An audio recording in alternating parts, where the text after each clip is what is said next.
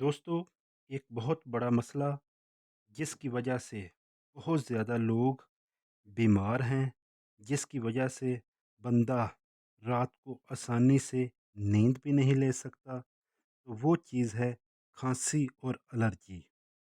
अगर आप चाहते हैं कि आपकी खांसी और एलर्जी बिल्कुल ठीक हो जाए, तो आपको इस्तेमाल करना होगा एक बहुत ही आसान और आज़मूदा सा नुस्खा, जिसमें आप इस्तेमाल करेंगे अनार का छिलका, यानी अनार के छिलके का एक छोटा-सा टुकड़ा।